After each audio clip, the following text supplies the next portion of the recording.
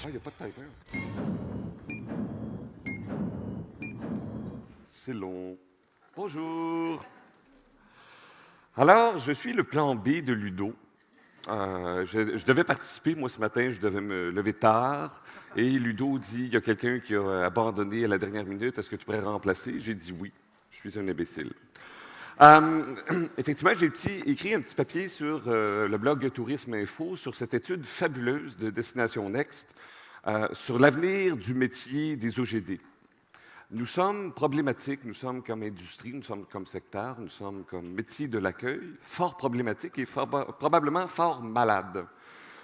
Nous sommes toujours à nous interroger, à imaginer ce qui devrait être un avenir radieux et meilleur, les meilleures pratiques, et nous sommes toujours occupés également à râler contre à la fois les élus, contre les gens qui ne sont pas gentils, les prestataires qui ne comprennent pas, et toutes les contraintes qui nous habitent. Alors, utilisons l'excuse, le prétexte de cette étude pour se poser la question. Première, d'un immense malentendu. Vous avez tous entendu l'histoire du DMO, Destination Marketing Organization, terme anglo-saxon, qui, voilà une dizaine d'années, on s'est mis à voir le discours suivant. Oh, vous savez, le M ne veut pas dire marketing, le marketing est terminé, le marketing n'est plus aussi important qu'il l'était, et nous avons un rôle de management. Nous sommes donc les chefs d'orchestre d'une destination. Ce qui est un petit peu ennuyeux parce qu'on n'est pas propriétaire de la destination. Elle nous est vaguement prêtée. Il y aura la question de l'institutionnel également. Alors, pourquoi la gestion des flux touristiques sur un territoire serait-elle institutionnelle? On y pensera, c'est une question à se poser là-dedans. Et donc, c'est un horrible malentendu. Parce que, j'ai trouvé l'exemple hier fabuleux de notre ami de Copenhague, au réseau de veille que j'ai le plaisir de diriger avec Maïté Levasseur, Maïté qui dort quelque part. Copenhague, c'est fabuleux, c'est danois. Qu'est-ce qu'ils ont compris? Qu'est-ce qu'ils ont une philosophie? Comment ils ramènent le local, l'humain? Hein, le discours inspirationnel de Pierre Éloi, on l'a tous adopté. Et eux, ils l'incarnent. Incroyable, ils sont bons. Et j'ai participé à l'atelier, peut-être vous étiez là avec notre ami de Copenhague, et qu'on découvre que Visite Copenhague, c'est une organisation de 10 personnes, avec très peu de moyens. Et il nous a montré son compte Instagram qui est fabuleux, sur lesquels les meilleures photos avaient 4000 likes. Et là, on dit, oh là là là là là là, entre cette grande vision, entre la philosophie, entre cet aspect très visionnaire qu'il dégage, et la réalité de ce contexte organisationnel dans lequel on voudrait dire que le marketing, le M n'est pas important, donc le budget n'est pas important, mais il fait toute la différence du monde. Et bien évidemment, j'entends toujours, quand j'ai ici de ce côté-ci de l'Atlantique, on y dit « Oh, Montréal, c'est chouette ce que vous faites, Tourisme Montréal, c'est merveilleux, oh, vous êtes dynamique à Montréal et au Québec. » Bien, on a à Montréal, Tourisme Montréal, qui a un budget de 32 millions de dollars. Ça aide à avoir des ambitions de 32 millions de dollars. Ça aide à réaliser des trucs. Il y a 80 employés. L'Office du tourisme de Québec, 60 employés, 22 millions de dollars. L'Alliance de l'industrie touristique, que François Chevrier nous a présenté l'an dernier, fabuleux, budget de 30 millions de dollars. Alors, les ambitions sont beaucoup plus faciles à réaliser quand on a l'argent pour le faire. Et donc, ce n'est pas l'intellectualisation ou la réflexion qui fait défaut, c'est la réalité de ce qu'on peut faire. Deuxième des choses, on est un peu comme M. Jekyll et M. Hyde, la même personne, donc schizophrène, hein, c'est un peu de cours de schizophrénie 101 ici. Comment on fait pour réconcilier ces deux côtés-là de nous? M. Hyde ne voulait plus être méchant. Il a inventé une espèce de pilule qui le rendait méchant seulement la nuit. À un moment donné, le méchant, lui, a pris tout le contrôle. Il faudrait peut-être qu'on arrête d'être gentil. Il faudrait peut-être qu'on commence à être un peu sérieux dans nos démarches. Qu'on cesse d'être un peu la victime et qu'on assume le fait, la nécessité dont on est convaincu, si on travaille en tourisme, que nous pouvons faire une différence. Et on ne peut pas être à la fois doux le jour et très fâché la nuit. Hein? Il y a une expression que j'avais entendue récemment, elle est fabuleuse. Détester quelqu'un, hein, c'est comme boire le poison et espérer que ce soit l'autre qui meurt. Et c'est ce qu'on fait. Il y a plein de gens qui nous mettent des bâtons dans les roues et que finalement on souffre beaucoup à leur place et eux sont très heureux sans nous. Bon. Ça traduit également un problème d'estime de nous-mêmes. Les gens qui sont populaires, qui sont en santé, qui sont riches, qui sont musclés, qui font du sport, Stéphane par exemple, hein? Les personnes populaires sont entourées de gens. Hein? Les gens viennent à eux. Les personnes qui ont des problèmes d'estime d'eux se tiennent entre eux. Hein? N'importe qui vous dit un petit bonjour devient instantanément votre ami. Alors, il faudrait également qu'on change notre attitude. Il y a également notre rapport à la main qui nous nourrit. C'est toujours assez intéressant de voir que dans ce caractère institutionnel, on aime ne pas aimer les élus, mais nous sommes dans un système qui est construit essentiellement autour de cette réalité-là, d'élus qui sont toujours quelque part nos patrons. Alors, à un certain moment donné, il faudra, et c'est un peu ce que l'étude de Destination Next nous dit, il va falloir voir différemment. Dernier élément de réflexion, donc je donne les punchs avant, si vous voulez dormir après, ça sera fait. Innovation et innovation. J'ai écouté avec beaucoup d'intérêt nos amis Olivier Océlie de Lyon, Greg Guzot de Val Thorens et Jean-Luc Boulin faire la leçon, une masterclass, faire la leçon aux gens du milieu de l'innovation en disant « Si vous voulez discuter avec nous, voici comment vous devez le faire. Vous devez savoir qu'on est très occupés. » Ils ont raison, ils ont absolument raison. Ils font un travail fabuleux, c'est pas ça que je veux dire ici. Mais l'innovation n'arrivera pas, dans un rendez-vous pris entre 9h et 9h15 pendant qu'on a terminé de retourner des mails et qu'on a terminé de dire du mal de l'élu. Ça ne fonctionne pas comme ça. Et donc, il faut également accepter, et c'est pour ça que l'étude de Destination Next est très intéressante, il faut accepter que les innovations, que les façons différentes de faire, n'apparaîtront pas dans un calendrier bien ordonné et qu'il va falloir accepter de laisser un peu du lousse, on dit en québécois, pour que les innovations puissent arriver. Parce que si on dit qu'on travaille 60 heures par semaine et qu'on n'a pas le temps de faire autre chose, visiblement, on aura des problèmes. Prise de conscience par les EGD. 13e édition des rencontres du tourisme institutionnel. J'allais dire qu'on a fait un peu le tour du jardin. On commence à être convaincus, grosso modo, du caractère important du numérique sur nos vies. Mes prédécesseurs l'ont annoncé. Guillaume en a fait une démonstration tout à fait intéressante. Mais il y a donc un virage qui est entrepris pour redéfinir à la fois les rôles. Je suis une des rares personnes à aimer la gouvernance. Moi, ça m'amuse. On a chacun ses petites perversions. Il faut redéfinir les structures organisationnelles. Dans le petit papier que j'avais fait, je parlais de Québec. L'Office du tourisme de Québec a fait quelque chose de fabuleux, de revoir le cycle du voyageur. On parle du cycle du voyageur, c'est important, le cycle du voyageur. Ils se sont posé une question simple. Où est-ce qu'on met le fric et les efforts dans le cycle du voyageur comme organisation? Et sommes-nous les meilleurs à chacun des cycles, à chacun des niveaux, pour mener la mission? Ils ont découvert qu'ils ne faisaient absolument rien après le voyage. Et ils se sont posé la question, est-ce que c'est à l'hôtelier d'organiser l'après le voyage? Non, c'est à nous. Donc, ils ont envoyé, puis ils ont dit, est-ce que c'est à nous de gérer la réservation ou d'être très actifs à ce moment-là? Et ils ont dit, non, ce n'est pas notre rôle. Donc, il y a cette réflexion-là. Mais nos amis de Québec, quelques années avant, avaient un plan en disant, nous allons embrasser le virage numérique. Fabuleux! Ils l'ont pris, le virage numérique. Et je discute avec André Roy, le directeur général, et je dis, je regarde ton organigramme, André, et il n'y a personne qui est en charge du numérique. C'est facile à dire qu'il faut embrasser le numérique et nous serons numériques et dans toutes nos actions, nous serons numériques, si personne, le matin, en se levant et en allant au bureau à l'OTQ, n'est pas responsable de faire en sorte qu'il y ait des actions numériques. Alors, pourquoi on a une motivation à changer? Ils sont faciles, hein? Concurrence accrue intra- et extra-territoriale, mais surtout intra- et extra-touristique. Quand tu me parles des plateformes de réservation, pourquoi on aime détester Airbnb? Parce qu'ils sont arrivés là, dans nos plates-bandes. On ne leur a pas posé la question. Ils ont pris toute la place. Ils le font très bien. Ils font plein de fric en plus. Et ils n'ont pas d'élus. Mais ils sont détestables. Mais je suis convaincu que chez les gens chez Airbnb, qui gagnent très bien leur vie, je suis convaincu qu'ils ont le temps pour l'innovation. Je suis convaincu qu'ils disent « Ah, on a trop de mails à retourner, donc on n'aura pas le temps de vous rencontrer. » Visiblement, il y a quelque chose qu'ils ont compris. Changement dans les comportements des consommateurs. Encore une fois, une espèce de prophétie autoréalisatrice. On leur donne tous les outils pour qu'ils soient autonomes, et après ça, on fait « Ah, voyez, le consommateur va être autonome. » Quelle surprise!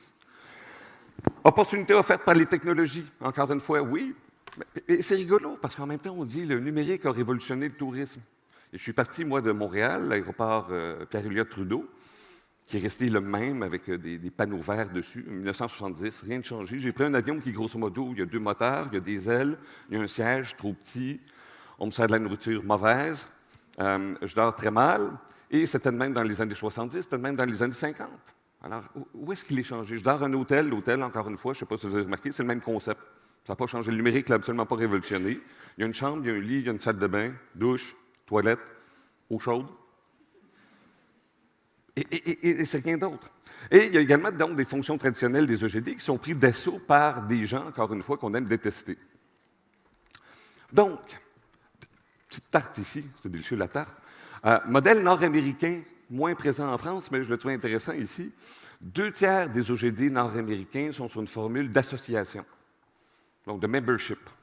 Et c'est des choses également qu'on annonçait depuis longtemps, que cette réalité-là d'avoir un membership, donc des gens qui vous envoient un chèque pour devenir membre de votre association, et eux, c'est un droit de chialer aussi, c'est un droit de ne pas être content. Donc, vous envoyez le chèque et vous pouvez dire du mal de votre GD.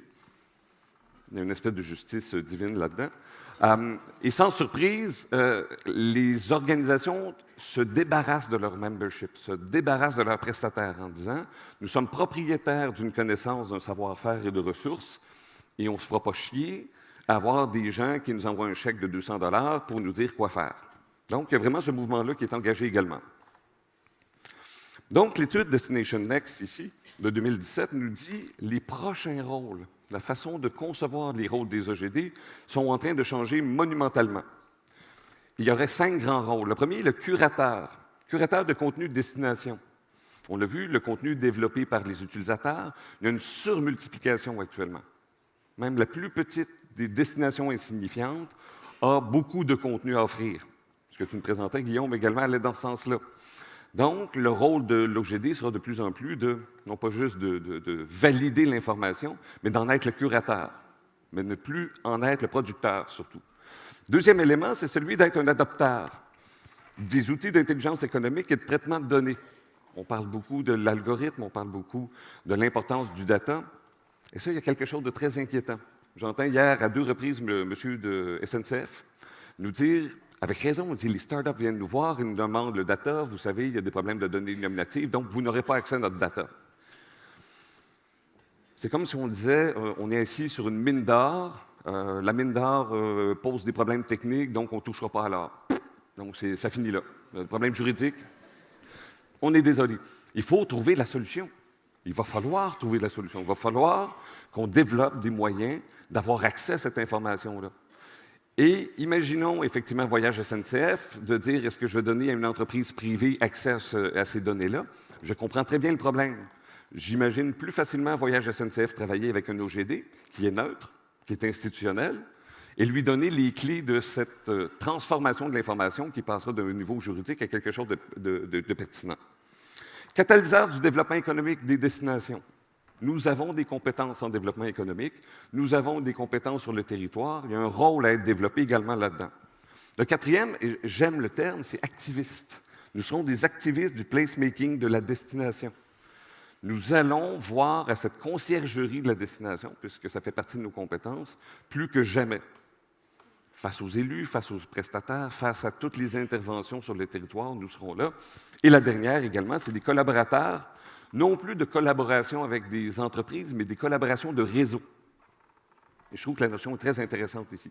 Réseaux nationaux, locaux, internationaux. Je suis dans des temps, il faut que j'aille plus vite. Je suis capable. Donc, la présentation sera disponible, il y a 25 stratégies. Donc, allons vers l'avenir. Qu'est-ce que l'étude nous démontre? J'ai retenu 4 premiers éléments. Les 4 stratégies présentes dans l'étude Destination Next auprès de 346 directeurs d'offices de tourisme partout sur la planète. Les 4 stratégies de 2017 n'existaient pas dans l'étude qui avait été faite en 2014. C'est fou. 3 ans. En 3 ans, les 4 premières positions sur 25 stratégies n'existaient pas.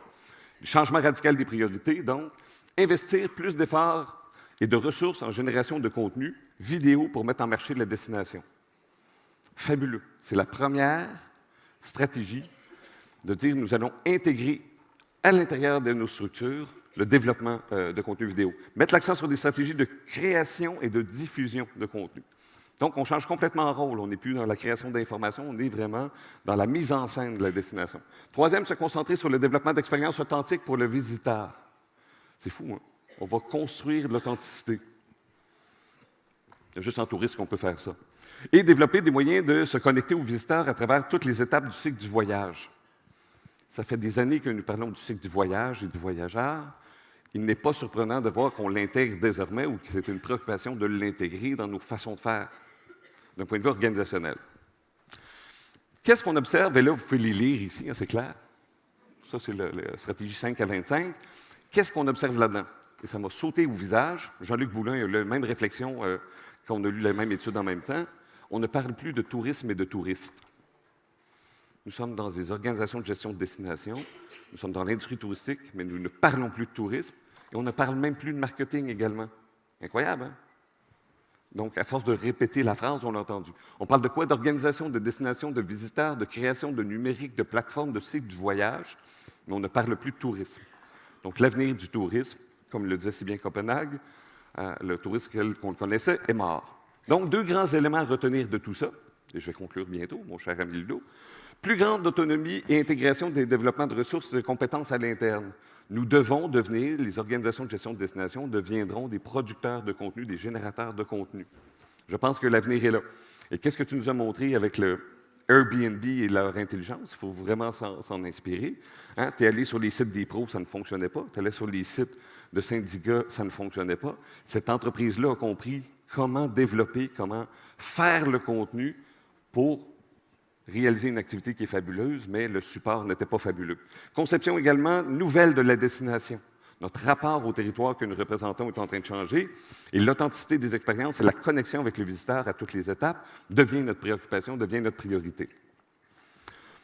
Rapidement, il y a un rôle associatif derrière tout ça et lui-même est en mutation. Donc, ce rapport-là de est-ce que je peux donner un conseil éclairé, est-ce que je peux parler de lui ou ne pas lui en parler, ça devra être, au final, une lointaine préoccupation pour nous, puisqu'il y aura de moins en moins de membres. Donc, en conclusion, caractère universel des enjeux des OGD. On fait la lecture de ces préoccupations de 350, 346 OGD, et tous partagent les mêmes préoccupations. C'est un peu rassurant, inquiétant à la fois peut-être. Il y a des réponses diverses, selon les territoires, selon les continents, mais elles sont cohérentes entre le diagnostic et les stratégies qui sont retenues. L'obligation de se redéfinir avant de se faire redéfinir. Et je reviens à cette réflexion-là sur l'innovation. Si on attend, si on ne le met pas dans l'agenda, si on ne le met pas dans le calendrier, si on ne trouve pas des mécanismes pour redéfinir ce que nous sommes, si on n'améliore pas notre estime de soi, si on ne monte pas les crocs et les dents de temps en temps un petit peu, tel le coyote, il y aura des problèmes. Donc, il faut prendre notre temps, mais il faut faire ça vite. Et au final, on n'a visiblement pas prêché dans le désert.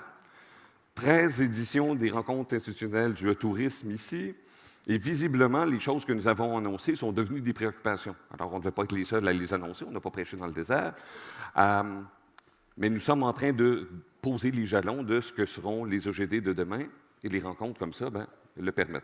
Alors, j'ai fait ça en 15 minutes chrono, comme toujours. C'est parfait.